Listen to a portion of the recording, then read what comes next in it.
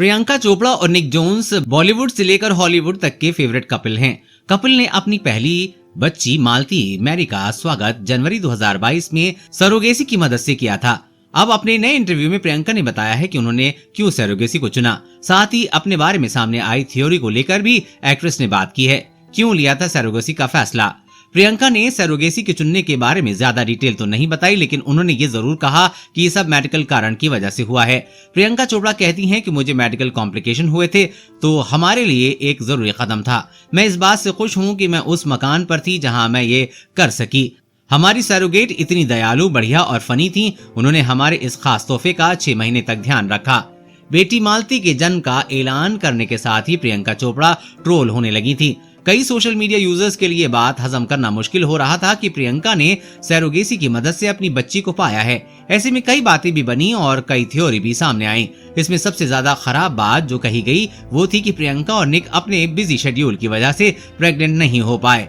इस अफवाह के जवाब में प्रियंका चोपड़ा ने कहा कि आप मुझे नहीं जानते, आप नहीं जानते कि मैं किन चीजों से गुजरी हूँ। मैं अपनी मेडिकल हिस्ट्री या अपनी बेटी की मेडिकल हिस्ट्री को पब्लिक में नहीं बताना चाहती। इसका मतलब ये नहीं है कि आप कुछ भी मनगढ़ंत कहानी बनाएं। समय से 3 महीने पहले पैदा हुई मालती। प्रियंका और निक की बेटी मालती मैरी प्री मैच्योर पैदा हुई थी।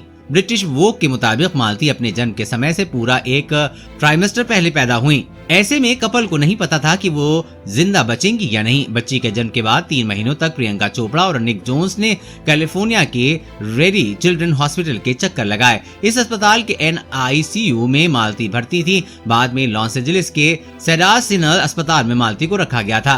प्रियंका चोपड़ा इस बारे में बताती कि जब वो दुनिया में आई मैं ऑपरेटिंग रूम में ही थी। वो बहुत छोटी थी, मेरे हाथ से भी छोटी। मैंने देखा कि इंटेंसिव केयर की नर्सें क्या करती हैं, वो भगवान का काम कर रही हैं। निक और मैं वहीं खड़े थे जब वो मालती को मशीन से जोड़ रहे थे। मुझे नहीं पता कि उन्हें उसकी छोटी सी बॉडी में चीजें कैसे मिली। मशीन लगाने के लिए हमने हर दिन उसके साथ बिताया। कभी वो मेरे सीने पर होती थी तो कभी मेरे पति के सीने पर। मुझे नहीं पता था कि वो बचेगी या नहीं।